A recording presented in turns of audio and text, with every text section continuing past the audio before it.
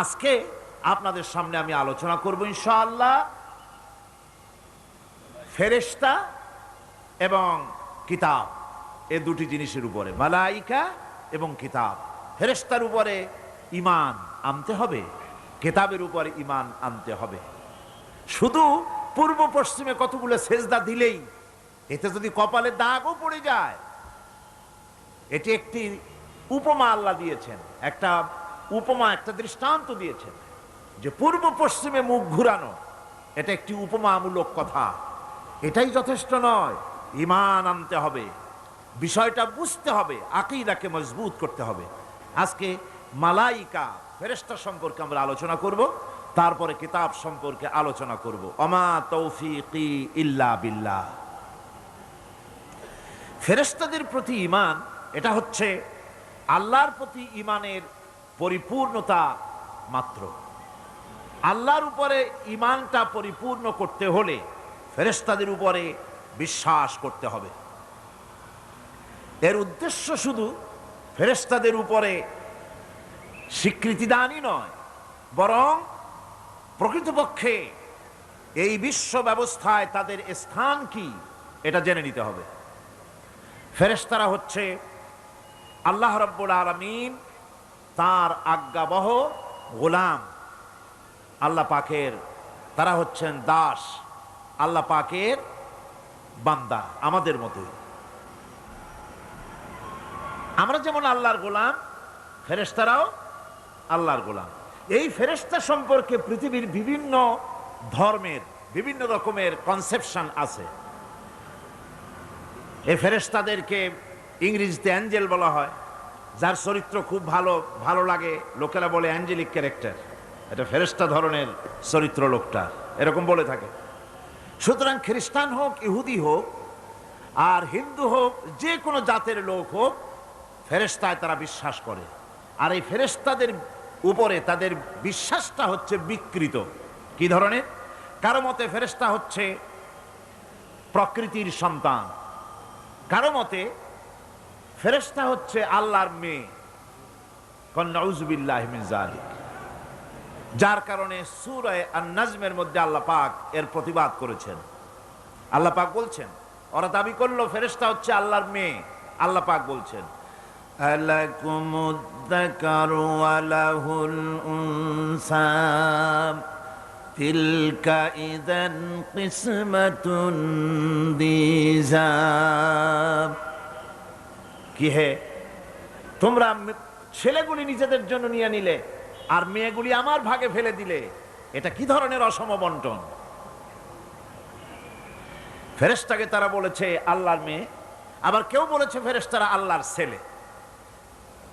তারপরে কেউ কেউ বলেছে ফেরেশতা হচ্ছে আল্লাহর মদদগার, আবার কেউ কেউ বলেছে ফেরেশতা হচ্ছে মানুষের অভিযোগ শ্রবণকারী, মানুষের প্রয়োজন পূরণকারী। এখন এসব ধারণা এবং বিশ্বাসের কারণে দুনিয়ায় শিরক এবং বিদআতের প্রচলন ঘটেছে। কোরআনে কারীম বিশ্ব ব্যবস্থায় ফেরেশতাদের অবস্থান কি সেটা পরিষ্কার করতে চায়, যাতে করে শিরকের সমস্ত দরওয়াজা বন্ধ হয়ে যায় আর তাওহীদের দরজা নির্ভেজাল ভাবে খুলে যায়। ইসলামের মূল বক্তব্যই হচ্ছে তাওহীদকে প্রতিষ্ঠা করা। কি প্রতিষ্ঠা করা? তাওহীদকে প্রতিষ্ঠা করা, আর শিরক আর বিদআতের শিকড় শুদ্ধ তুলে ফেলা। এটাই হচ্ছে ইসলামের মূল আইডিয়া। কোরআনের ভাষায় স্পষ্ট করে বলা হয়েছে যে ফেরেশতারা আল্লাহর মেয়েও নয়, আল্লাহর ছেলেও নয়, তারা হচ্ছে আল্লাহর বান্দা। বলুন তো ফেরেশতারা আল্লাহর কি? কোরআনে কারীমে রব্বুল আলামিন বলেন, ওয়াকালু ইত্তাখাযার রাহমানু ওয়ালাদান সুবহানাহু বাল ইবাদুম মুকরামুন। কাফেররা বলে দয়াময় কাউকে পুত্র বানিয়ে নিয়েছেন। পবিত্র সেই সত্তা যার সম্পর্কে তারা এই বাজে কথাগুলি বলে, তার কোনো ছেলেও নাই, তার কোনো মেয়েও নাই। ফেরেশতারা তো তার সম্মানিত বান্দা মাত্র। ইবাদুম মুকরামুন, ফেরেশতা হচ্ছে সম্মানিত বান্দা। সুবহানাল্লাহি ওয়া বিহামদিহি। ফেরেশতারা হচ্ছে আল্লাহর কি শুধু বান্দা না, সম্মানিত বান্দা। কারণ ফেরেশতারা আল্লাহর সঙ্গে অবাধ্য হতে পারে না, তার কোনো হুকুমকে অমান্য করার কোনো অধিকার ফেরেশতাদের নাই। আল্লাহর ছেলেও নাই, আল্লাহর মেয়েও নাই। এ কথাটি ছোট্ট সূরার মধ্যে তাওহীদের একটা ক্লিয়ার কনসেপশন আল্লাহ পাক দিয়েছেন ছোট্ট একটি সূরার ভিতরে। আমার কাছে মনে হয় যেন এই ছোট্ট সূরাটি মধ্যে এটা মনে হয় যেন একটি ঝিনুক, আর এর ভেতরে সমস্ত পৃথিবীর সমুদ্র আর মহাসমুদ্রের পানিগুলি ঢুকায় দেওয়া হয়েছে। ছোট্ট একটি সূরা তাওহীদকে এমন ভাবে প্রকাশিত হয়েছে এই সূরার মাধ্যমে, যা অন্য কোথাও এত পরিষ্কার আসেনি। আল্লাহ পাক সব জায়গায় বলেছেন, কিন্তু ছোট্ট সূরায় এক কথায় তাওহীদ প্রকাশিত হয়ে গেছে। কি? কুল হুয়াল্লাহু আহাদ। পড়েন সবাই, কুল হুয়াল্লাহু আহাদ আল্লাহুস সামাদ লাম ইয়ালিদ ওয়া লাম ইউলাদ ওয়া লাম ইয়াকুল লাহু কুফুয়ান আহাদ। আল্লাহ রাব্বুল আলামিন বলেন, নবী আপনি বলুন, আল্লাহ এক এবং একক, তিনি বেনিয়াজ, কারো মুখাপেক্ষী তিনি নন। তিনি কাউকে জন্ম দেন নাই, তাকেও কেউ জন্ম দেয়নি। আকাশ আর জমিনে ওই আল্লাহ রাব্বুল আলামিনের সমকক্ষ কেউ নাই। তিনি এক এবং একক। এই ফেরেশতারা হচ্ছে তার অনুগত বান্দা। ফেরেশতারা আল্লাহ পাকের ছেলেও নয়, মেয়েও নয়। এক মুহূর্তের জন্য ফেরেশতারা চুপ করে বসে থাকে না। যার যে কাজ আছে সেই কাজ নিয়ে তারা ব্যস্ত আছে। তারা অজিফা পাঠ, তাসবিহ পাঠের মধ্যে ব্যস্ত থাকে। অগণিত অসংখ্য ফেরেশতা, কেউ তো সেজদায় পড়ে আছে, কেউ রুকুতে পড়ে আছে, কেউ নামাজে দাঁড়ায় আছে, কেউ তো তাসবিহ পাঠ করতেছে। কোরআনে কারীম বলছে, ইউসাব্বিহুর রা'দু বিহামদিহি ওয়াল মালাইকাতু মিন খিফাতিহি। আল্লাহ পাক বলেন, বিজদি প্রশংসার সাথে আল্লাহ পাকের গুণকীর্তন করে, আর সমস্ত ফেরেশতারা আল্লাহকে ভয় করে ভীতির সাথে আল্লাহর তাসবিহ পাঠ করতে থাকে। সমস্ত ফেরেশতারা আল্লাহর তাসবিহ পড়ে। আপনাদের মনে আছে আল্লাহ পাক যখন হযরত আদমকে সৃষ্টি করবেন বলে বললেন, ইন্নী জাইলুন ফিল আরদি খলিফা, ফেরেশতারা বলেছিলেন, নাহনু নুসাব্বিহু বিহামদিকা ওয়া নুকদ্দিসু লাক। আমরাই তো তাসবিহ পড়ি, আমরাই তো আপনার হাম পড়ি, আপনার তাসবিহ পড়ি, সবকিছুই তো আমরা করি, পবিত্রতা ঘোষণা করি। এর দ্বারা প্রমাণিত হয় ফেরেশতারা সার্বক্ষণিকভাবে আল্লাহর তাসবিহ পাঠের মধ্যে তারা রত আছে। সব সময় আল্লাহর জিকির আজগারের ভেতরেই তারা ডুবে আছে। ওয়ালাহু মান ফিস সামাওয়াতি ওয়াল আরদি ওয়া মান ইনদাহু লা ইস্তাকবিরুনা আন ইবাদাতিহি ওয়া লা ইস্তাহসিরুন। আসমান এবং জমিনে যা কিছু আছে এবং তার কাছে যা কিছু আছে সব আল্লাহর তাসবিহ পাঠে নিরত আছে। আর ফেরেশতারা তো বন্দিগি করছে আল্লাহ পাকের, আর কখনোই তারা অবাধ্যচারণ করে না, আর কখনো তারা আল্লাহ পাকের জিকির থেকে, তাসবিহ পাঠ থেকে তারা ক্লান্ত হয় না। আল্লাহ পাক তাদের সম্পর্কে আবার বলেন, ইউসাব্বিহুনাল লাইলা ওয়ান নাহারা লা ইয়াফতুরুন। এই ফেরেশতারা রাত দিন তার প্রশংসায় পড়ে থাকে, কখনই শৈথিল্য প্রদর্শন করে না, কখনই আল্লাহর জিকির থেকে, তাসবিহ থেকে তারা বিরত থাকে না। এ ধারণার মধ্য দিয়ে কোরআনে কারীম মানুষকে স্পষ্ট করে বলছে যে ফেরেশতারা হচ্ছে আল্লাহর গোলাম, আল্লাহর বান্দা। তারা তোমাদের প্রয়োজন পুরা করতে পারে না, তারা তোমাদের ভাগ্যের কোনো উন্নতি করে দিতে পারে না, তারা আল্লাহর ছেলেও নয়, আল্লাহর মেয়েও নয়। এরা হচ্ছে আল্লাহর বান্দা। এই ফেরেশতাদের মাধ্যমে আল্লাহ রাব্বুল আলামিন আরেকটি কাজ নিয়ে থাকেন, তা হচ্ছে নবী এবং রাসূলদের কাছে এই ফেরেশতার মাধ্যমে আল্লাহ পাক বাণী প্রেরণ করেন। নবী রাসূলদের কাছে বাণী আনে কারা? আল্লাহর ফেরেশতা। এ কারণেই তাদের মধ্যে, তাদের মাধ্যমে আল্লাহ পাক নবী রাসূলদের কাছে আল্লাহর বাণী পাঠান, যে এই ফেরেশতারা ওই বাণীর ভিতরে কোন রকম হ্রাস বৃদ্ধি করে না। তারা আল্লাহর অবাধ্য নয়, ওর মধ্যে তারা বাড়ায়ও না, তারা কমায়ও না, কোনো ক্ষমতা তাদের নাই। কোরআনে কারিমে আল্লাহ পাক বলছেন, ইন্নাহু লাকাউলু রাসূলিন কারীম ذي قوة عند ذي العرش مكين مطاع ثم أمين। নিঃসন্দেহে এক সম্মানিত বার্তাবাহকের বর্ণনা, এক ফেরেশতার বর্ণনা। আরশ অধিপতির কাছে তিনি সম্মানিত। জিবরাইল আলাইহিস সালামের কথা বলা হচ্ছে। হযরতে জিবরাইল আমিন তিনি আল্লাহর কাছে সম্মানিত, অনুগত এবং তিনি বিশ্বাসী। আল্লাহ পাকের পক্ষ থেকে তিনি বাণী বহন করে নিয়ে আসেন, আর এর ভিতরে কোন রকম হ্রাস বৃদ্ধি করার কোনো ক্ষমতা ফেরেশতার নাই। আল্লাহ পাক বলছেন, ওয়া ইন্নাহু লাতানজিরু রাব্বিল আলামিন নাযালা বিহির রূহুল আমিন। নিঃসন্দেহে এটা হচ্ছে রব্বুল আলামিনের পক্ষ থেকে অবতীর্ণ করা কিতাব, যা নিয়ে বিশ্বস্ত আত্মা অবতরণ করেছেন, অর্থাৎ হযরতে জিবরাইল আমিন। আল্লাহ পাক তাকে বিশ্বস্ত বলেছেন, শাদীদুল কুওয়া বলেছেন, প্রচন্ড ক্ষমতা তার, আল্লাহ পাক বলেছেন।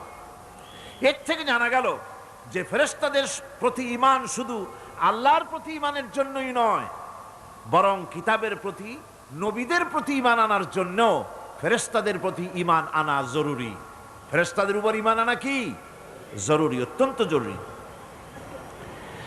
ফেরেশতাদের উপর তৃতীয় আরেকটি কারণে ঈমান আনতে হয়, সেটা হচ্ছে আল্লাহ পাক তাদের মাধ্যমেই কাজগুলি করে থাকেন। ফেরেশতারা হচ্ছে আল্লাহ পাকের রাষ্ট্রীয় কর্মচারী, আল্লাহ পাকের স্টাফ। তাদের মাধ্যমে আল্লাহ বৃষ্টি, কোথাও বৃষ্টি দেন, কোথাও রহমত পাঠান, কোথাও গজব দেন, কোথাও ভূমিকম্পের সৃষ্টি করেন, কোথাও জলোচ্ছ্বাস, কোথাও ক্ষুধা, কোথাও দারিদ্র ইত্যাদি। পৃথিবীর ভিতরে আযাব, গজব, শান্তি যা কিছু আল্লাহ পাক করতে চান, এই ফেরেশতাদের মাধ্যমেই তা করে থাকে। এক কথায় ফেরেশতারা হচ্ছে আল্লাহ পাকের রাষ্ট্রীয় কর্মচারী। এই কথা এভাবেই বিশ্বাস করতে হবে যে ফেরেশতারা কখনো অবাধ্য হয় না, অবাধ্য হওয়ার কোনো ক্ষমতাই তাদের নাই। তারা আল্লাহ পাকের বাধ্যগত আজ্ঞাবহ কর্মচারী। ফেরেশতাদের উপরে ঈমানটা এই পর্যন্তই আমি আপনাদের সামনে বললাম। ফেরেশতাদের প্রতি ঈমান আনার ব্যাপারে এই তিনটি কথা আপনাদের সামনে পেশ করেছি। এখন 3 নম্বরে যে কথাটি বিশ্বাস করতে হবে সেটা হলো কিতাব। কিসের উপর ঈমান? কিতাবের প্রতি ঈমান। ইসলামের পরিভাষায় কিতাব বলতে বোঝানো হয় সেই বাণীকে, সেই নির্দেশকে, সেই গ্রন্থকে যা মানুষের হেদায়েতের জন্য আল্লাহর পক্ষ থেকে অবতীর্ণ করা হয়েছে। এই অর্থের প্রেক্ষিতে কিতাব হচ্ছে সেই আল্লাহ রাব্বুল আলামিনের বাণী, যিনি এই বাণীকে আল্লাহ পাক ফেরেশতার মাধ্যমে নবীদের কাছে প্রেরণ করেছেন। এই কিতাব গোটা পৃথিবীর মধ্যে আল্লাহ রাব্বুল আলামিন 104 খানা কিতাব পাঠিয়েছেন। তার মধ্যে 100 খানা হচ্ছে সহিফা, আর 4 খানা হচ্ছে বড় বড় কিতাব। তার মধ্যে সর্বশেষ যে কিতাবখানি তার নাম হচ্ছে কোরআন। জোরে বলেন, তার নাম কি? আল কোরআন। এটি হচ্ছে সবচেয়ে বড় কিতাব এবং মুকাম্মাল কিতাব। অন্যান্য কিতাবগুলিতে যা বলা হয়েছে তার থেকে অনেক বেশি শরীয়তকে মুকাম্মাল করে আল্লাহ রাব্বুল আলামিন কোরআনে কারীমের মধ্যে এটাকে পরিপূর্ণ করে দিয়েছেন। নবুয়ত আর কিতাব দুটি জিনিসের ভিতরে একটা সম্পর্ক আছে। নবুয়ত এবং কিতাব দুটোই আল্লাহর পক্ষ থেকে আসছে। নবুয়ত আসছে কার কাছ থেকে? আর কিতাব আসছে আল্লাহর কাছ থেকে। নবুয়ত এর দাবি কেউ নিজের থেকে করতে পারে না, এ কথা আমি বহুবার আপনাদের সামনে আলোচনা করেছি। নবী দাবির ভিত্তিতে হয় না, নবী আল্লাহ বানান। ইলেকশন করে নির্বাচন করে এমপি বানানো যায়, মন্ত্রী বানানো যায়, প্রেসিডেন্ট বানানো যায়, চেয়ারম্যান বানানো যায়, মেম্বার বানানো যায়, কিন্তু ইলেকশন করে নবী বানানো যায় না। নবী ইলেকশনে হয় না, নবী হয় কিসে? সিলেকশন। নবী কিসে হয়? সিলেকশনে। সিলেকশনটা করেন কে? আল্লাহ রাব্বুল আলামিন। সুতরাং নবী আল্লাহর কাছ থেকে আসে, আর কিতাবও আল্লাহর কাছ থেকে আসে। নবী যদি কিতাব ছাড়া আসতেন, খুব ভালো করে বোঝেন, নবী যদি কিতাব ছাড়া আসতেন আর কিতাব যদি নবী ছাড়া আসতো, তাহলে মানুষের ধর্ম পালন, জীবনের কর্তব্যবোধ, জীবন পরিচালনা এবং ধর্মকে অনুধাবন করা দারুণভাবে সুকঠিন হয়ে পড়ত। কোরআনের নমুনাই হচ্ছে, কিতাবের নমুনা হচ্ছেন আম্বিয়ারা। আম্বিয়া আলাইহিমুস সালাম, তারা হচ্ছেন কিতাবের নমুনা। কিতাবও যার, নবীও সেই আল্লাহ সুবহানাহু ওয়া তাআলা। কোরআন হচ্ছে একটা থিওরি, আর নবীরা হচ্ছেন, কিতাব হচ্ছে থিওরি, নবীরা হচ্ছেন তার প্র্যাকটিক্যাল। থিওরি আর প্র্যাকটিক্যাল দুটো জিনিস এক নয়। যেমন আমি যদি কাগজে লিখি র দন্তেশ্ব গয় ওকার লয় লয় আকার, কাগজে লিখে দিলাম, কি হলো কন্ত? বলুন সবাই, কি হলো? এখন যদি আপনারা এটার উপরে চাটেন, মিষ্টি লাগবে? বলবেন মিষ্টি কেমনে লাগবে, ওর মধ্যে দুধ নাই, চিনি নাই। আচ্ছা ঠিক আছে, লিখে দিলাম দুধ, চিনি ইত্যাদি যা যা লাগে সব লিখা কাগজটারে গোল বানাই দিলাম। এখন যদি চাবান, তাও কি মিষ্টি লাগবে? লাগবে না। মিষ্টি লাগবে কি হলে? দুধ কিনতে হবে, ছানা বানাতে হবে, চিনির শিরা তৈরি করতে হবে, তারপরে রসগোল্লা বানাতে হবে, এরপরে আপনি ফ্রিজে রাখবেন, চামচ দিয়ে কাটবেন, মজা করে খাবেন, তখন আপনার ভালো লাগবে, ঠিক কিনা? এখন ভালো লাগলো কেন? যেহেতু এটা প্র্যাকটিক্যালে আসছে। আর আগে কাগজ চেটেছেন, কাগজ চাবায়েছেন, ভালো লাগে নাই, কারণ থিওরি চাবায়েছেন। প্র্যাকটিক্যালে না আসা পর্যন্ত মজা পাওয়া যাবে না। সেই জন্যে কোরআন হচ্ছে একটা থিওরি, কাগজে লেখা একটা থিওরি। এই থিওরিটা আল্লাহ রাব্বুল আলামিনের। এই থিওরি যদি প্র্যাকটিক্যাল না থাকে, মডেল না থাকে, আদর্শ না থাকে, তাহলে তা পালন করা মানুষের জন্য দুঃসাধ্য, সুকঠিন। এই জন্য আল্লাহ সুবহানাহু ওয়া তাআলা কোরআনের মুজাসসাম নমুনা হিসেবে পেশ করেছেন মুহাম্মদুর রাসূলুল্লাহ সাল্লাল্লাহু আলাইহি ওয়াসাল্লাম। তিনি হচ্ছেন কোরআনের মডেল, সুবহানাল্লাহি ওয়া বিহামদিহি। যার জন্য তিনি স্পষ্ট করে বলতে পেরেছেন যে কথা কেউ বলতে সাহস পায়নি, যে কথা নবী বলেছেন। আল্লাহর নবী বলেছেন, ও আমার সাহাবীরা, দিনের আলোতে তোমরা আমার ভিতরে যা দেখতে পাও, রাতের বেলায় আমার ভিতরে তোমরা যা দেখতে পাও। ও আমার স্ত্রীরা, দিনের আলোতে আমার ভিতরে যা দেখতে পাও, রাতের আধারে আমার মধ্যে যা দেখতে পাও, যে সব আচরণ, আমার চলাফেরা, দিন ও রাতের আলোচনাগুলি, দিন ও রাতের চরিত্রগুলি, দিন ও রাতের আমার কর্তব্য পালন, আমার মধ্যে যা দেখতে পাও সবগুলি খুলে খুলে মানুষের সামনে বলে দাও। এই কথা তো আর কেউ বলতে পারেনি পৃথিবীতে। নবীরা ছাড়া এত বড় কথা পৃথিবীর আর কেউ বলতে সাহস পাবে না। কথা ঠিক কিনা গণ? জোরে বলেন, পারবে বলতে? যত বড়ই মুহাদ্দিস হোক, মাওলানা হোক, খাজা বাবা হোক, নামের আগে যতই 5 হাত লম্বা ডিগ্রি লাগান না কেন, কাগজে যখন নাম লেখে হুঁশ থাকে না। কত যে লেখে, কি যে লিখলে, শুধু নামের সামনে আলাইহিস সালাম টুক বাদ রাখে। হ্যাঁ, সব লিখে আবেগের ঠেলায় অস্থির হয়ে যায়। কোন ব্যক্তি আছেন যিনি বলতে পারবেন আমার শৈশবকালীন, যৌবনকালীন, বৃদ্ধকালীন, রাতের, দিনের সব ঘটনা মানুষের কাছে বলে দাও? কেউ কি পারবে বলতে? না, কেবলমাত্র পারবে আম্বিয়া আলাইহিমুস সালাম। যেহেতু আল্লাহ রাব্বুল আলামিন তাদেরকে কন্ট্রোল করেছেন, হেফাজত করেছেন, তারা হচ্ছেন চরিত্রের আধার, অনুপম চরিত্রের উৎস, উৎকৃষ্ট নমুনা, যাদের চরিত্রের ভিতরে কোনো কালিমা নাই, ভুল নাই, গুনাহ নাই। মুহাব্বতের সাথে বলেন সুবহানাল্লাহ। এই জন্য নবী, নবুয়ত আর কিতাব দুটোই আসছে আল্লাহর কাছ থেকে। সেই জন্য বিশ্ববাসীর বাঁচার পথ নবীদের অনুসরণ। বিশ্ববাসীর বাঁচার পথ কি? নবীদের অনুসরণ। আল্লাহ রাব্বুল আলামিন তিনি কিতাব পাঠিয়েছেন, কিতাবের উপর ঈমান আনা লাগবে। আর নবীও তিনি পাঠিয়েছেন। সাধারণ নেতা নবীদের ভিতরে পার্থক্য হলো আকাশ আর জমিনের, গালফ অফ ডিফারেন্স। আকাশ আর জমিনের পার্থক্য সাধারণ নেতা আর নবী, এর মধ্যে পার্থক্য কতখানি? আকাশ আর জমিনের। এর থেকেও যদি বড় দৃষ্টান্ত দেওয়া যায় তো তাই। কারণ হচ্ছে এই পৃথিবীতে পথপ্রদর্শক হিসেবে শিক্ষক, পণ্ডিত, ধর্মগুরু, রাজনৈতিক নেতা, বাপ দাদা, দার্শনিক যারা এই পৃথিবীতে আবির্ভূত হয়েছেন, নবীদের সঙ্গে তাদের মৌলিক একটা পার্থক্য আছে। সে মৌলিক পার্থক্য হচ্ছে সাধারণ লোকের, সাধারণ নেতারা সিদ্ধান্ত নেন মন মস্তিষ্ক প্রসূত জ্ঞান দিয়ে। এই জন্য তাদের সিদ্ধান্ত দিয়ে দেশ এবং জাতির স্থায়ী কোনো কল্যাণ সাধিত হয় না।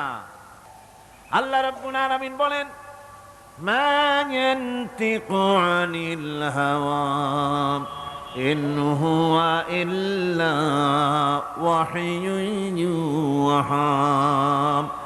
আমার নবী প্রবৃত্তিকে অনুসরণ করে কোনো কথা বলেন না। আমার নবী যেটা বলেন সেটা হলো ওহী। আমি যা বলতে বলি তিনি তো তাই বলেন।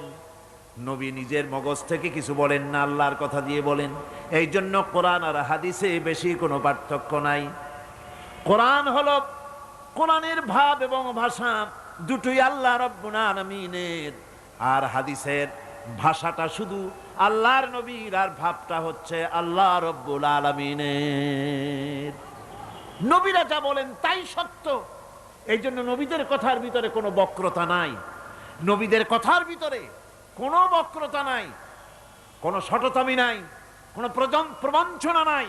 নবীদের কথা হচ্ছে ডাইরেক্ট, আল ওয়াদুহ ওয়াস সারাহা, পরিষ্কার বক্তব্য তারা রাখেন, যেখানে কোনো বক্রতার বিন্দুমাত্র লেশ নাই। সাধারণ নেতারা লোভ, লালসা এবং স্বার্থপরতায় থেকে ঊর্ধ্বে উঠতে পারে না। নবীরা সমস্ত স্বার্থের ঊর্ধ্বে। কোন আলহামদুলিল্লাহ। স্বার্থের ঊর্ধ্বে কারা? নবীরা। আল্লাহ পাক বলছেন, ইয়াত্তাবিউনা ইল্লা যান্না ওয়া মা তাহওয়াল আনফুস। আল্লাহ পাক বলেন সাধারণ নেতাদের ব্যাপারে কোরআন পরিষ্কার করে বলছে যে তারা নিজেদের মন মস্তিষ্ক এবং নিজেদের হাওয়া, নিজেদের প্রবৃত্তির অনুসরণ করে চলে। আর যারা নাকি প্রবৃত্তির অনুসরণ করে, মন মস্তিষ্ক নিজস্ব বুদ্ধির অনুসরণ করে, তাদের সম্পর্কে আল্লাহ পাক বলেন, ওয়ামা লাহুম বিহি মিন ইলমিন ইয়াত্তাবিউনা ইল্লা যান্না ওয়া ইন্নায যান্না লা ইউগনি মিনাল হক্কি শাইআ। তাদের কাছে সত্যিকারের কোনো জ্ঞান নাই। তারা তো নিজেদের আন্দাজ এবং অনুমানের ভিত্তিতে চলে, আর আন্দাজ আর অনুমান কোনোদিন হকের দাবি মিটাতে পারে না। হক যেটা, হকের দাবি আন্দাজ আর অনুমান কোনোদিন পূরণ করতে পারে না। আল্লাহর জ্ঞান হচ্ছে পারফেক্ট জ্ঞান। সেই জ্ঞান দিয়ে আল্লাহ পাক নবীদের কাছে বাণী পাঠিয়েছেন। কোরআনে কারীম বলছে, ওয়ামান আযাল্লু মিম্মান ইত্তাবা হাওয়াহু বিগাইরি হুদাম মিনাল্লাহ। তার চাইতে গোমরাহ আর কে হতে পারে? তার চাইতে পথভ্রষ্ট আর কে হতে পারে? যে আল্লাহ পাকের পক্ষ থেকে বাণী আসার পরেও যে ব্যক্তি নিজের হাওয়ার অনুবর্তন করে, যে ব্যক্তি নিজের নফসের অনুবর্তন করে, নফসকে প্রবৃত্তিকে অনুসরণ করে, তার থেকে গোমরাহ আর কেউ হতে পারে না। পক্ষান্তরে নবী এবং রাসূলগণ তারা আল্লাহর জ্ঞানকে অনুসরণ করে চলেন। এই জন্য যেখানেই আল্লাহ পাক নবীদের কথা বলেছেন, সেখানে আল্লাহ পাক বলেছেন নবীদেরকে জ্ঞান দিয়েছি আমি। নবীদের জ্ঞান দিয়েছে কে? একথা আপনারা বিশ্বাস করবেন, মনে প্রাণে বিশ্বাস করবেন। একজন নবীও পৃথিবীর কোনো শিক্ষা কেন্দ্র থেকে একাডেমিক কোয়ালিফিকেশন অর্জন করেন নাই। কোন নবী title pass, MA pass, BA pass এই ধরনের প্রাতিষ্ঠানিক কোনো সনদ তাদের কাছে নাই, অথচ তারা যা বলেছেন তা বিশ্বের সর্বশ্রেষ্ঠ কথা। কিনা জোরে কোন? আপনার আমার নবী জনাবে মুহাম্মদুর রাসূলুল্লাহ সাল্লাল্লাহু আলাইহি ওয়াসাল্লাম জীবনেও তিনি লিখতে জানেন নাই, পড়তে জানেন না, সই করতে জানেন না, নিজের নামটা কেমনে লিখবেন তাও তিনি জানেন না। সুলহ হুদায়বিয়ার দিনে, হুদায়বিয়ার সন্ধির দিনে সন্ধিপত্র লেখা হলো, হুজুরের নাম লেখা হলো মিম মুহাম্মাদুর রাসূলুল্লাহ। তার পক্ষ থেকে কুরাইশদের মধ্যে চুক্তিপত্র লেখা হচ্ছে। কুরাইশরা বলল, মুহাম্মদ সাল্লাল্লাহু আলাইহি ওয়াসাল্লামের নামের সামনে যদি রাসূলুল্লাহ লেখো তাহলে তো চুক্তির কোনো দরকার নাই, আমরা তো তাকে রাসূল মানি না, নাউযুবিল্লাহ। মুহাম্মদ বিন আব্দুল্লাহ যদি লেখো তাহলেই আমরা এই চুক্তি মানব। রাসূল করিম সাল্লাল্লাহু আলাইহি ওয়াসাল্লাম হযরত আলীকে ডাকলেন, আলী গো, চুক্তিপত্রে যেখানে আমার নাম মুহাম্মদুর রাসূলুল্লাহ লেখা আছে, আমার নামের সামনে থেকে রাসূলুল্লাহ নামটা বাদ দিয়ে দাও, মুহাম্মদ বিন আব্দুল্লাহ লেখো। হযরত আলী বলছেন, ইয়া রাসূলুল্লাহ, সারা জীবন আপনার গোলামি করেছি, যা বলেছেন তাই শুনেছি, জীবনটাও আপনার জন্য দেওয়ার জন্য প্রস্তুত আছি, ভবিষ্যতেও যত কথা বলবেন সব মাথা পেতে মেনে নেব, কিন্তু আজকের এই হুকুম আমার পক্ষে মানা সম্ভব হবে না। আমি আলীর পক্ষে কিছুতেই সম্ভব নয় যে আল্লাহর নবীর নামের সামনে থেকে মুহাম্মদুর রাসূলুল্লাহ আমি কেটে দেব। রাসূলুল্লাহ শব্দ আমি কাটতে পারবো না, এটা আমার পক্ষে সম্ভব নয়। নবীজি বললেন, আলী, কোন জায়গায় রাসূলুল্লাহ লেখা আমারে দেখো, আমি কেটে দিই। আমার বন্ধুগণ, নাম লিখতে জানেন না, সই করতে পারেন না, পড়তে জানেন না, তিনি বলতেছেন, ইন্নামা বুইসতু মুআল্লিমান, আমি পৃথিবীতে প্রেরিত হয়েছি শুধুমাত্র শিক্ষক হিসেবে দুনিয়ায় এসেছি। সুবহানাল্লাহ।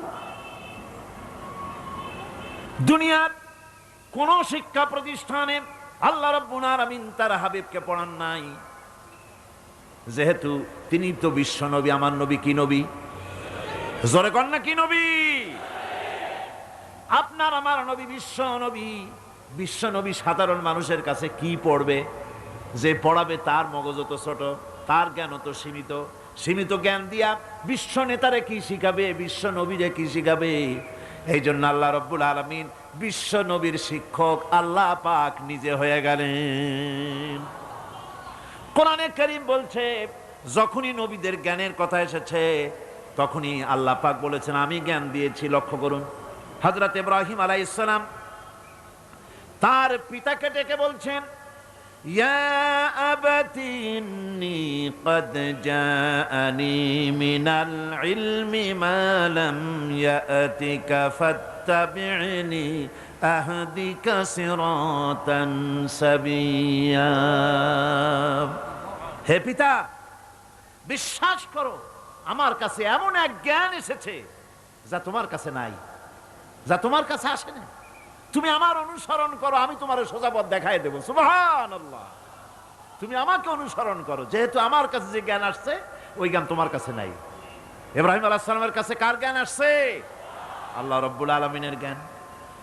লূত আলাইহিস সালাম কি নবুয়ত প্রদান করে আল্লাহ রাব্বুল আলামিন বলছেন, ওয়ালুতান আতাইনাহু হুকমান ওয়া ইলমা।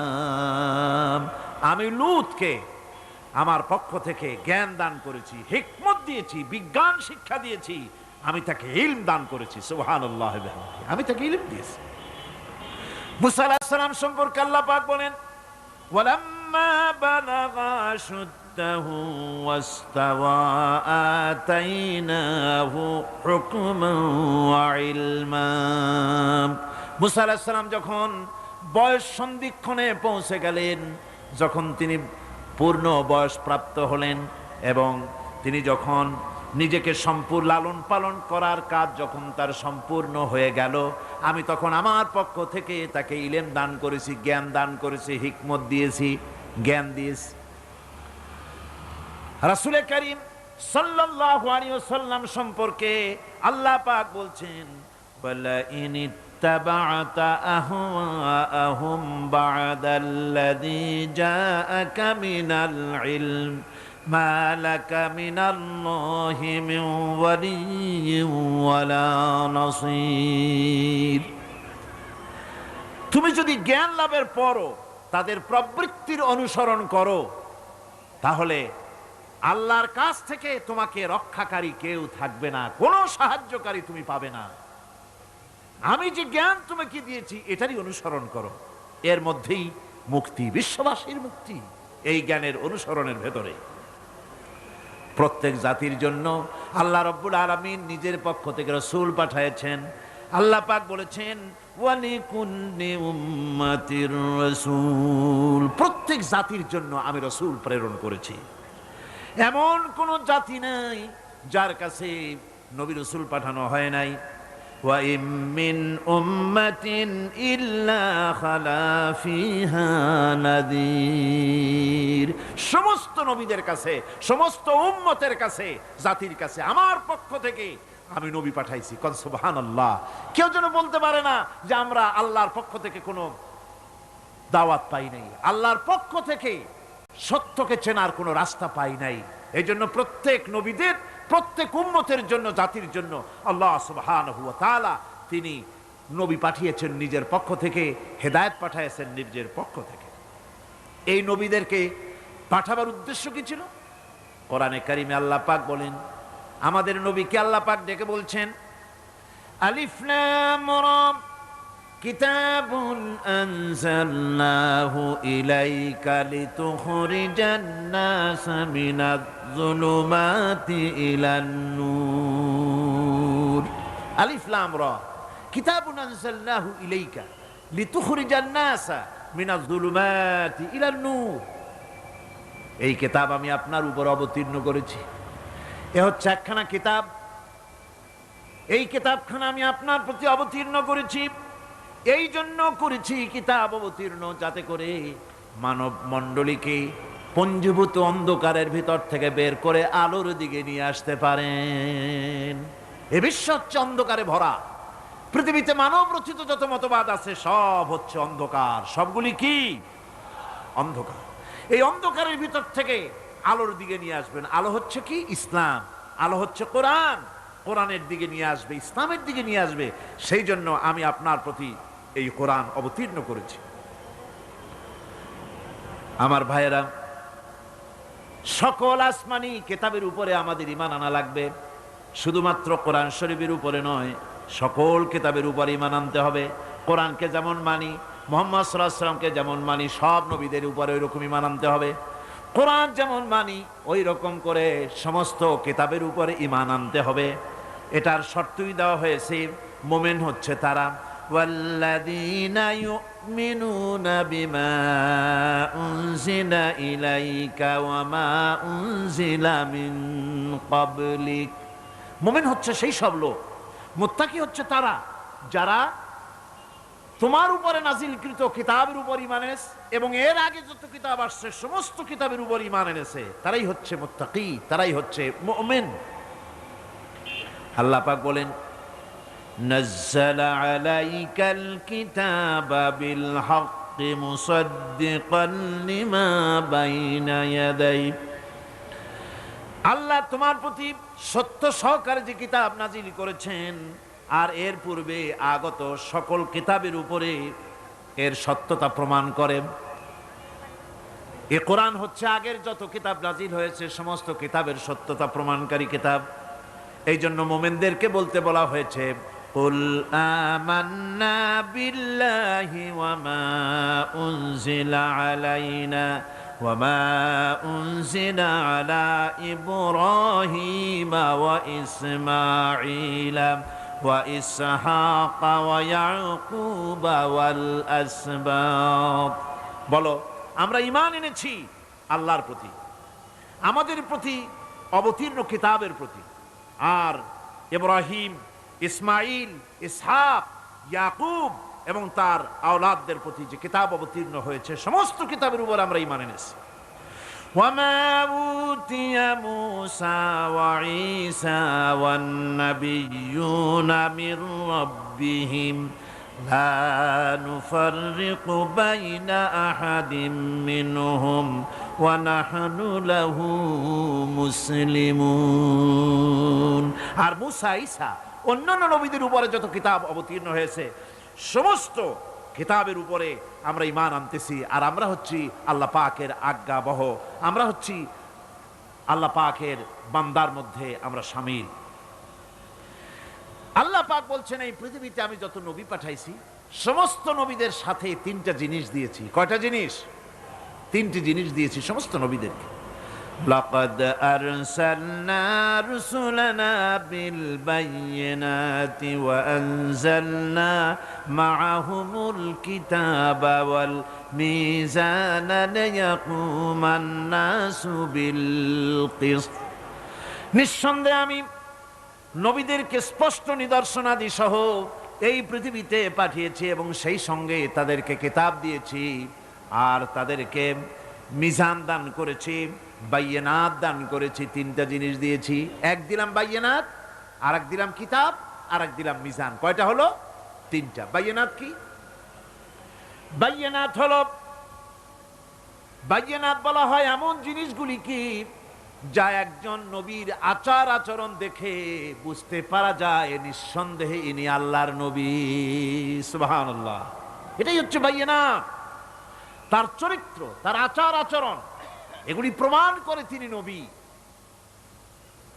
আমার বন্ধুগণ, হযরতে খাদিজা রাদিয়াল্লাহু তাআলা আনহা যখন ইসলামের দাওয়াত পেয়েছিলেন, আল্লাহর নবীর পক্ষ থেকে যখন দাওয়াত পেলেন, নবুয়তের তাওহীদের যখন দাওয়াত পেয়েছিলেন, একজন স্ত্রী হিসেবে তার স্বামীর প্রতি এত শ্রদ্ধা, স্বামীর প্রতি এত ভক্তি শ্রদ্ধা, অনাবিল ভক্তি শ্রদ্ধা, যার কারণে হযরতে খাদিজা একটা মুহূর্তের জন্য, এক সেকেন্ডের জন্য দেরি করেন নাই, কোনো প্রশ্ন তোলেন নাই যে আপনি নবী হইলেন কেমনে, অথবা আপনার মধ্যে তো এই এই জিনিস দেখছি, আপনি নবী হইলেন কেমনে, এমন কোনো কথা বলেন নাই। যখনই নবুয়তের তাওহীদের দাওয়াত পেলেন, মা খাদিজাতুল কুবরা সঙ্গে সঙ্গে তিনি পড়ে নিলেন লা ইলাহা ইল্লাল্লাহু মুহাম্মাদুর রাসূলুল্লাহ। মা খাদিজা বললেন, আবুল কাসিম, বিগত 15টি বছর পর্যন্ত আপনার ভিতরে যে আচরণ দেখেছি, এ আচরণ, এ চরিত্র কোন সাধারণ মানুষের হতে পারে না, অবশ্যই আপনি আল্লাহর নবী, কোন সন্দেহ, আমার কোন দ্বিধা নাই, এর মধ্যে কোন প্রশ্ন নাই, নিঃসন্দেহে আপনি আল্লাহর নবী। সুবহানাল্লাহ। তার চরিত্রই প্রমাণ করে নবীদেরকে বাইয়িনাত দেওয়া হয়েছে, এমন চরিত্র আচার আচরণ দেওয়া হয়েছে যাতে করে লোকেরা অভিভূত হয়ে যায়, আকৃষ্ট হয়ে যায়। হযরতে যায়েদ, তিনি তো কৃতদাস ছিলেন, হারায় গেলেন বাপ মা থেকে, আর এরপরে কুদরত তারে মুহাম্মদ সাল্লাল্লাহু আলাইহি ওয়াসাল্লামের ঘরে উঠায় দিল। তিনি তখনও আল্লাহর নবী, তখনও নবুয়তের দায়িত্ব পান নাই। যায়েদের পিতার কাছে খবর হয়ে গেল যায়েদ আছে রাসূলের বাড়িতে, মুহাম্মদ সাল্লাল্লাহু আলাইহি ওয়াসাল্লামের বাড়ি মক্কায়। তারা এসে হুজুরের সঙ্গে দেখা করে বললেন, মুহাম্মদ সাল্লাল্লাহু আলাইহি ওয়াসাল্লাম, জানতে পেরেছি আপনার কাছেই আমাদের ছেলে যায়েদ আছে, মেহেরবানি করে তাকে আমাদেরকে ফিরায় দেন। হুজুর বলেন, যায়েদ যদি তোমাদেরকে চিনতে পারে আর যদি যেতে চায়, আমার পক্ষ থেকে কোনো আপত্তি নাই, অবশ্যই যাবে। তবে যায়েদ যদি যেতে না চায়, আমি এমন লোক নই যে কেউ আমার কাছে থাকতে চাইলে আমি জোর করে তাকে ঠেলেও দিতে পারি না, আমি তেমন লোক নই। পিতা বললেন, আপনি অবশ্যই যুক্তিপূর্ণ কথা বলেছেন। হযরতে যায়েদ কানা হলো। হুজুর বললেন, তুমি কি চেনো এদের? কি? যায়েদ বললেন, চিনি, ইনি আমার বাবা, উনি আমার চাচা। যায়েদের পিতা বলেন, বাবারে বাড়ি চলো, তোমার মা কেঁদে কেঁদে হয়রান, চলো বাড়ি যাই। বাড়ির যা কিছু আছে সব তোমাকে ফিরিয়ে দেওয়া হবে। হযরতে যায়েদ বলতেছেন, পিতা, বাড়িতে যা আছে তাই শুদ্ধ, তামাম দুনিয়াটা যদি আমারে দেওয়া হয়, এই লোকটির কাছে থেকে যে ব্যবহার পেয়েছি আমি এই লোকের কদম ছেড়ে যেতে পারি না। তার চরিত্রই প্রমাণ করে তিনি নবী, কি ব্যবহারটা পেয়েছেন। হযরত আনাস রাদিয়াল্লাহু তাআলা আনহু ছোট মানুষ, 8 বছর বয়সের সময় হুজুরের খাদেম হয়ে হুজুরের বাড়িতে আসছেন। আচ্ছা, 8 বছর বয়সের কিশোর ভুল তো করতেই পারে। গরম পানি চাইলে ঠান্ডা পানি এনে দেবে, স্যান্ডেল চাইলে জুতো আনবেন, বিছানা বিছাইতে বললে উঠাই দেবে, এটা স্বাভাবিক। কিশোর মানুষ, ছোট মানুষ। এবার শুনুন, বাইয়ানাত কারে বলে? নবীদের বাইয়ানাত আল্লাহ যে দিয়েছেন সেটা কি জিনিস? সেটা হলো উন্নত মানের চরিত্র, তার ব্যবহার, ওঠা বসা যা দেখলে মানুষ বুঝতে পারে তিনি আল্লাহর নবী। হযরতে আনাসের মুখে শুনুন, হযরতে আনাস রাদিয়াল্লাহু তাআলা আনহু বলেন, একাধিক ক্রমে টানা 10টি বছর রাসূলের খেদমতের ভিতরে নিয়োজিত ছিলাম। 10টি বছরের ভিতরে একটা দিনের জন্য নবীজি আমাকে ধমক দিয়ে কথা বলেন নাই। এটা ধমক দিলেন না আমারে, এটা করছো কেন, এটা করো নাই কেন? সুবহানাল্লাহি বিহামদিহি। গোটা পৃথিবীর সমস্ত মুমিন মুসলমানদের, পুরুষ আর নারীদের জীবন, কলিজা, রক্ত রাসূলের কদম মোবারক উৎসর্গ হয়ে যায়। কারে বলে নবী রাসূল? কি চরিত্র! বাইয়ানাত। আল্লাহ রাব্বুল আলামিন বলেন, নবীদেরকে বাইয়ানাত দিয়েছি আর আমি তাদের সাথে কিতাব দিয়ে দিয়েছি। কিতাবও এমন কিতাব যেই কিতাবের কোনো তুলনা নাই। কোরআনে কারীম নাজিল করে দিলেন আল্লাহ রাব্বুল আলামিন, এমন কিতাব দিয়ে দিলেন কোরআন শুনে মানুষ পাগল হয়ে যেতেছে। রাসূলের উপরে কিতাব নাজিল হলো, হুজুর তেলাওয়াত করতেছেন কাবা ঘরের পাশে বসে।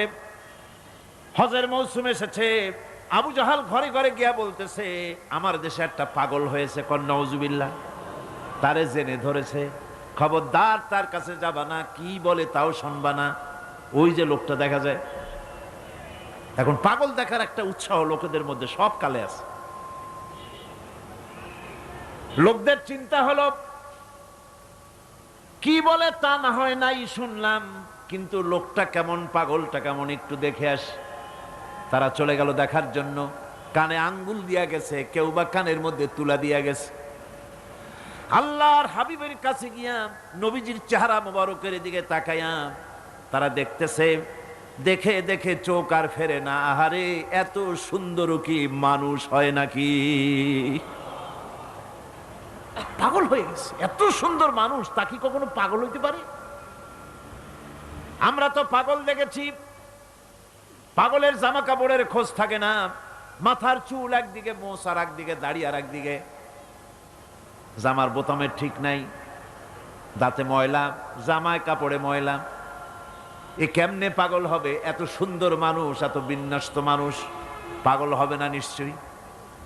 কান দিয়ে আঙ্গুল সরাইস, কেউ বা তুলা বার করেছে। অমনি নবীজির তেলাওয়াত করা কোরআনে কারীম তাদের কানের ভিতর থেকে ঢুকে কলিজা স্পর্শ করলো। নিজেদের অজান্তে চোখ দিয়া পানি পড়া শুরু হয়ে গেল।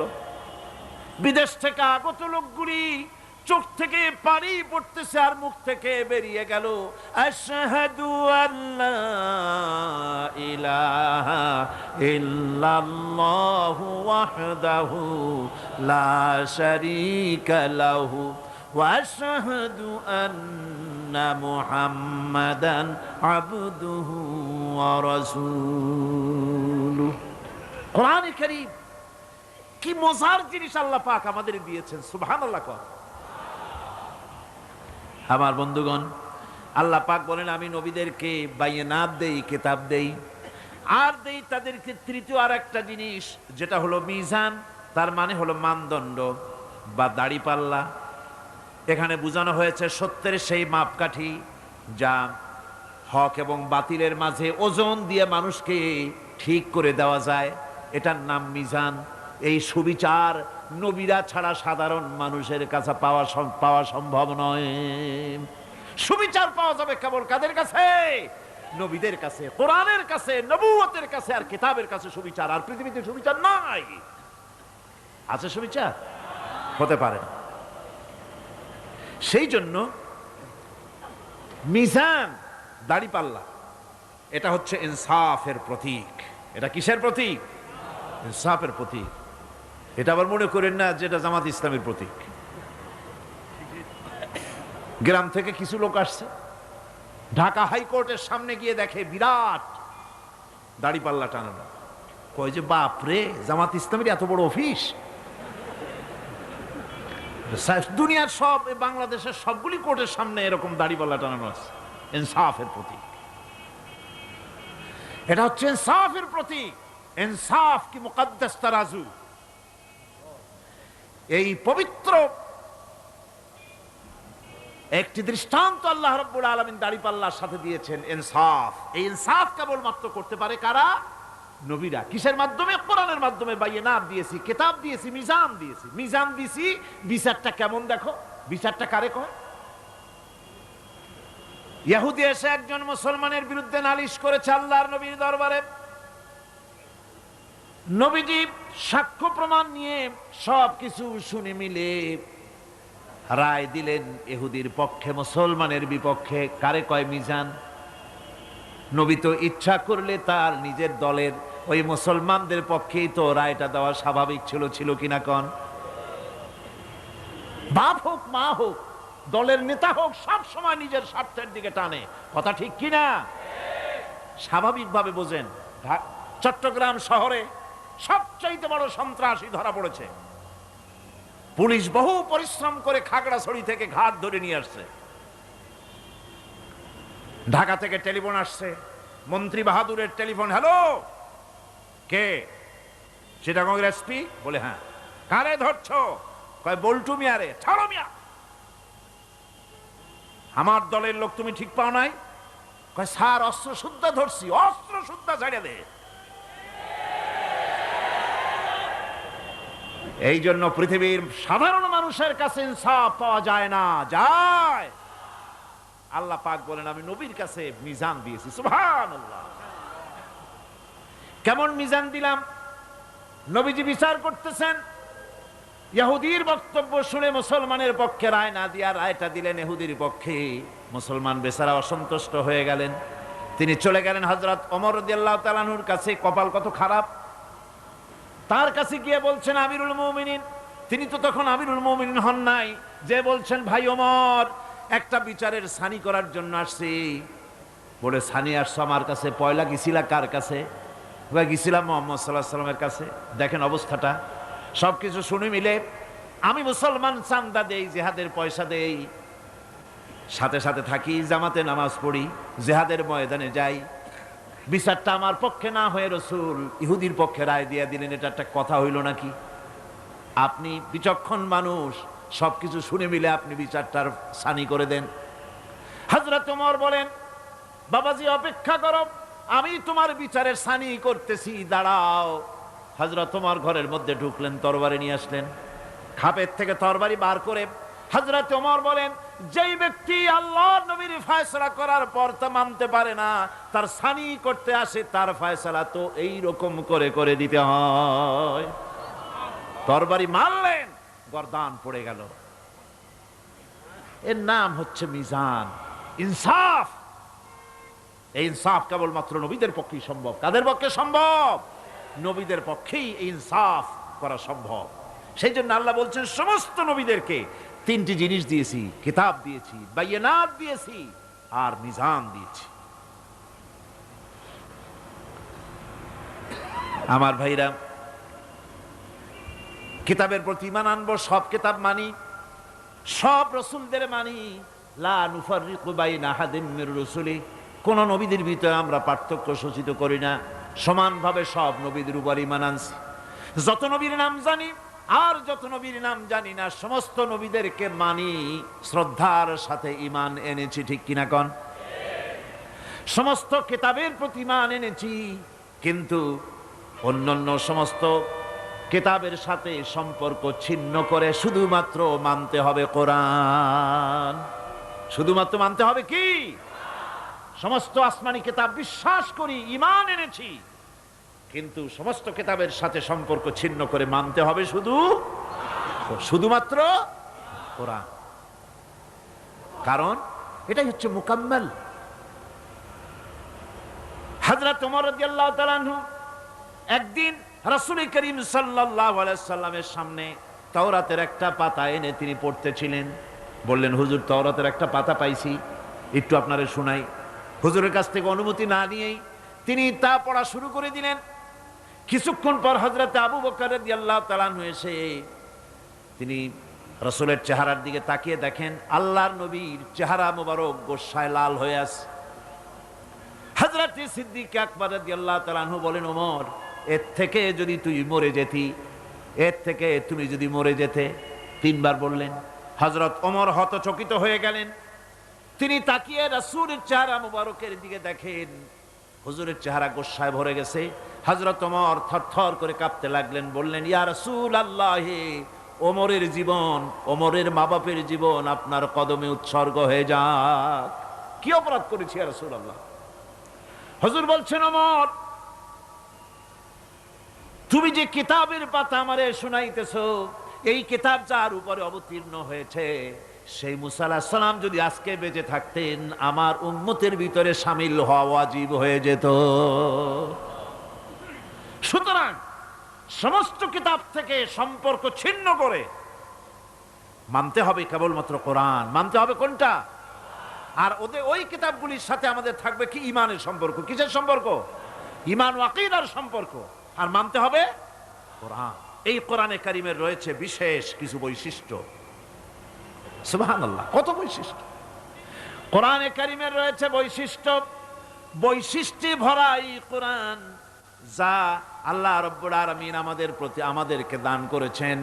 এর এক নম্বরের বৈশিষ্ট্য হলো কোরআন আরবি ভাষায় নাজিল হয়ে গোটা পৃথিবীতে ছড়ায় আছে। আজও পর্যন্ত কোরআনের মধ্যে কোনো পরিবর্তন হয় নাই। হয়েছে কোনো পরিবর্তন? সামনের দিকে হওয়ার সম্ভাবনা আছে। আল্লাহ পাক বলেন, নাহনু নাযালনা যিকরা ওয়া ইন্না লাহু লাহাফিজুন। কোরআন নাজিল করেছি আমি আল্লাহ, আর এর সংরক্ষণের সবটুকুন দায়িত্ব আমি আল্লাহ আমার নিজ হাতে গ্রহণ করেছি। আমার হাতে এটা গ্রহণ করেছি। এটা কোরআনের বৈশিষ্ট্য। পৃথিবীতে কোরআন মুখস্থ, আপনার বেদ, বাইবেল, অন্যান্য ধর্মগ্রন্থ মুখস্থ করেছে, এর কোনো নজির নাই। আছে নাকি? কোনো নজির নাই। কিন্তু কোরআন মুখস্থ করেছে লক্ষ লক্ষ মুসলমান পাওয়া যাবে, কোটি খানেক মুসলমান পাওয়া যাবে যারা কোরআন মুখস্থ করেছে।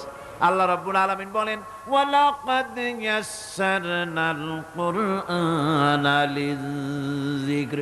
কোরআন মুখস্থ করার জন্য আমি আল্লাহ বান্দাদের কাছে আমি সহজ করে দিয়েছি। এই পৃথিবীতে কোরআনের বড় বৈশিষ্ট্য হচ্ছে কোরআনের চাইতে বেশি পড়া হয়েছে এমন কোন কিতাব পৃথিবীতে আছে? নাম করেন, নাম করেন, বলেন। এমন কোন কিতাব পৃথিবীতে নাই। আমার ভাইরা, এমন মজার কিতাব মানুষ বুঝেও পড়ে, না বুঝেও পড়ে।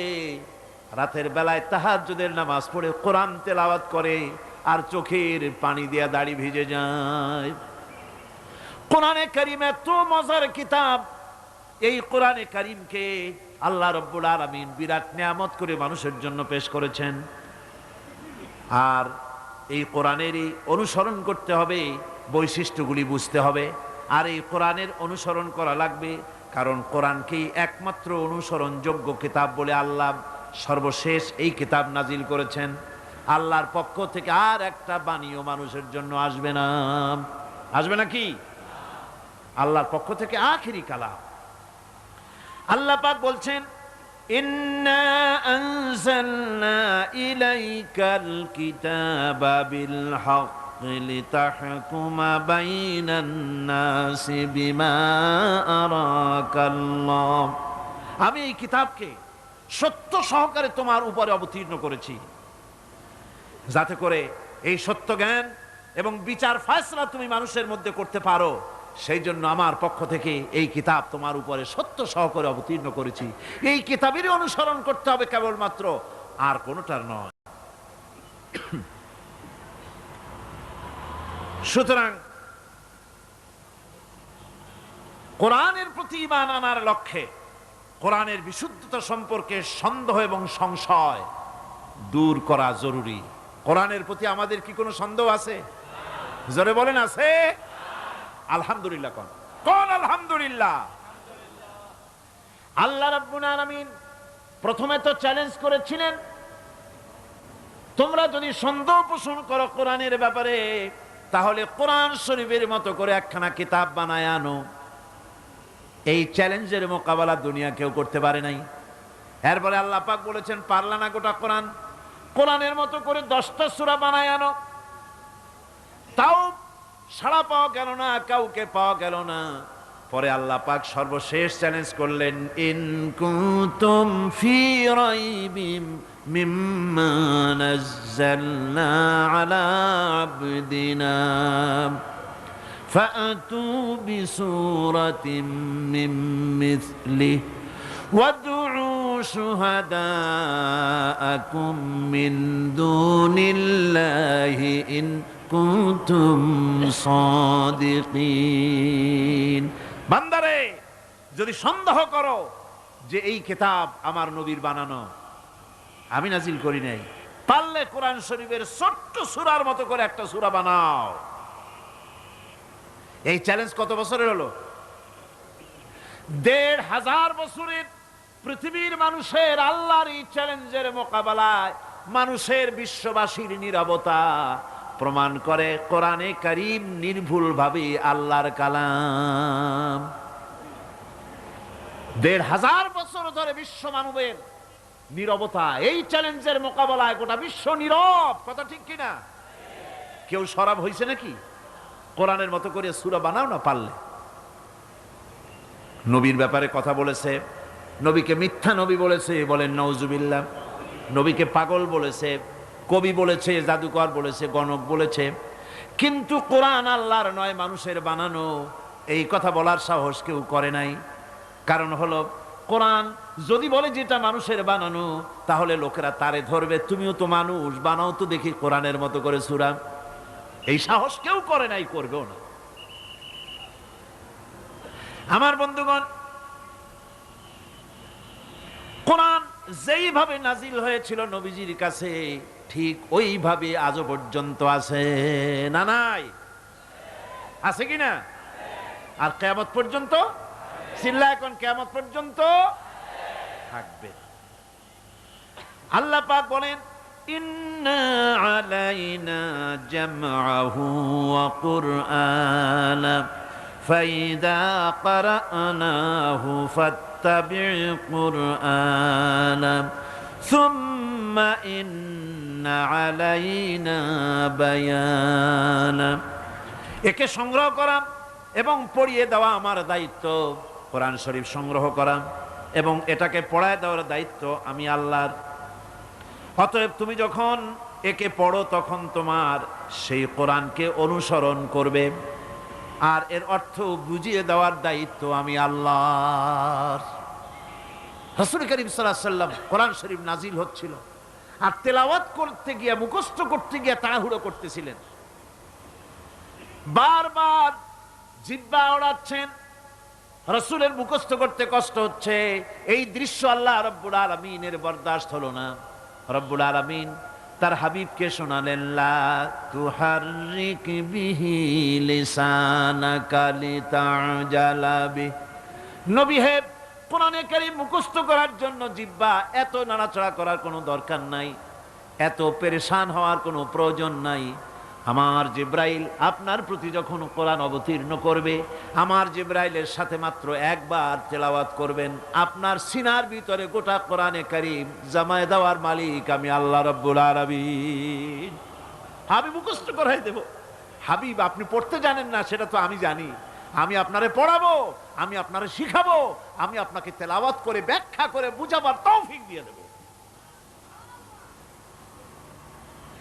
আর যদি আপনি ভুলে যান, সানুকরিউকা ফালা তানসা ইল্লা মা শাআল্লাহ। আমি এমন ভাবে তোমাকে পড়াবো যে অবশ্যই তুমি তা ভুলতে পারবে না। সুবহানাল্লাহ। আর আল্লাহ যদি কোনো জিনিস ভুলাতে চান সেটা স্বতন্ত্র কথা। আমি এমন ভাবে পড়াবো তুমি ভুলবা না। সুবহানাল্লাহি বিহামদিহি। আল্লাহ রাব্বুল আলামিন তিনি বলছেন তার হাবিবকে, ওয়াতলু মা উহিয়া ইলাইকা মিন কিতাবি রাব্বিক লা মুবাদদিলা লিকালিমাতি। তোমার প্রতি তোমার প্রভুর পক্ষ থেকে যে কিতাব অবতীর্ণ হয়েছে তা তুমি তেলাওয়াত করো। কোরআন শরীফ বেশি বেশি তেলাওয়াত করো। নবীজিকে তেলাওয়াত করতে বলা হয়েছে, আর বলা হয়েছে আল্লাহর কথা কেউ পরিবর্তন করতে পারবে না। বেশি বেশি তেলাওয়াত করো, তোমার উপরে যা অবতীর্ণ হয়েছে তেলাওয়াত করো। এটা শুধু নবীর জন্যই নয়, গোটা উম্মতের জন্য তেলাওয়াতের হুকুম। তেলাওয়াত করো। কোরআন শরীফ যে পৃথিবীর বুকে অবিকল আছে তার যতগুলি কারণ, ওর মধ্যে বড় একটা কারণ হলো কোরআন শরীফ যত বেশি মুসলমানেরা পড়ে এত বেশি কোনো ধর্মগ্রন্থ তার অনুসারীরা পড়ে না। ঠিক কি না? নামাজে তেলাওয়াত করে, এমনি তেলাওয়াত করে, করবে না কেন? কারণ হলো এমন কিতাব আল্লাহ দান করেছেন যার প্রত্যেক অক্ষরে অক্ষরে 10টা করে নেকি আমলনামায় লেখা হয়ে যায়। নবীজি বলেছেন আমার উম্মতেরা কোরআন পড়ো বেশি করে, কোরআনে কারীমকে তেলাওয়াত করো। কেউ যদি সূরা ইখলাস 3 বার পড়ে গোটা কোরআন শরীফ একবার খতম করার সওয়াব আল্লাহ দিয়ে দিবেন। আল্লাহর নবী বলেছেন মুমূর্ষ ব্যক্তির কাছে বসে সূরা ইয়াসিন পড়বে তাহলে আল্লাহ পাক মুমূর্ষ ব্যক্তির কবরে তার মৃত্যুর আযাবকে কমায়া দিবেন। মুমূর্ষ ব্যক্তির কাছে বসে সূরা ইয়াসিন পড়ো। আপনি মরতেছেন, আপনার ছেলেরে কোরআন শরীফ শিখান নাই, মৌলভী সাহেব কখন আনবে আর কখন কোরআন শরীফ পড়বে? ছেলেরে কোরআন শিখান, মেয়েরে কোরআন শিখান, মরবার সময় যেন তারা কাছে বসে সূরা ইয়াসিন পড়তে পারে। আল্লামা হালি কি সুন্দর করে বলেছেন, মাস্টার হে নজর মে লড়কু কি শামাত দেখিয়ে, मास्टर है नजर में लड़कों को की शामत देखिए, उनकी फोटो लेते हैं पढ़ते नहीं यासीन है। बाप मरतेছে, মা মরতেছে, ওস্তাদ মরতেছে, শোনা মাত্র ছেলে মেয়ে ছাত্র সব ক্যামেরা নিয়ে আসতেছে, ফটো উঠাইতেছে। কেমনে দাগগুলো ছিটকে বাপ মরতেছে ছবি উঠাচ্ছে, কেমনে ওস্তাদ টানা দিয়ে মরতেছে, দাঁত কর্মাল করতেছে, বিভিন্ন পোজে স্ন্যাপ নিচ্ছে। সূরা ইয়াসিন পড়তেছে না, কপাল পোড়া। কি পোড়া? কপাল পোড়া। নবীজি বলেছেন কেউ যদি একটিবার সূরা ইয়াসিন পড়ে আল্লাহ রাব্বুল আলামিন গোটা কোরআনে কারীম 10 বার খতম করলে যে সওয়াব হবে রব্বুল আলামিন সূরা ইয়াসিনের পাঠকের আমলনামায় তা দিয়ে দিবেন। এই কোরআন শরীফ বেশি বেশি করে পড়ো, বেশি করে পড়ো। এই কোরআন এমন এক কিতাব যার মধ্যে অসত্যের আদৌ কোনো ঠাঁই নাই। কোরআনের মধ্যে অসত্য কথা আছে? মিথ্যা কথা আছে? আল্লাহ পাক বলছেন ওয়া ইন্নাহু লাকিতাবুন আজিজ লা ইয়াতিহিল বাতিলু মিন বাইনি ইয়াদাইহি ওয়ালা মিন খালফিহি।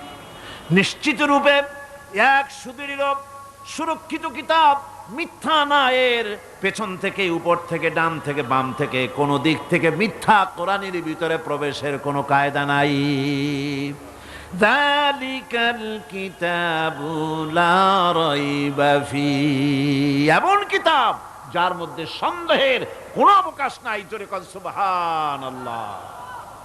যত বই লেখা হয়, যত লোকেরা বই লেখে, প্রত্যেক গ্রন্থকার বইয়ের ভূমিকায় লেখে যে পাঠক যদি কোনো ভুল ভ্রান্তি পান আমাকে জানাই দিবেন, পরবর্তী সংস্করণে আমি কৃতজ্ঞতার সাথে আমি সংশোধন করে নেব। এরকম কেউ লেখে নাকি যে আমি যে একখান বই লিখছি এইরকম বই পৃথিবীতে কেউ লিখতে পারে নাই, কোনো ভুল ভ্রান্তির বালাই নাই, এরকম কেউ বলতে পারছে? পারে না।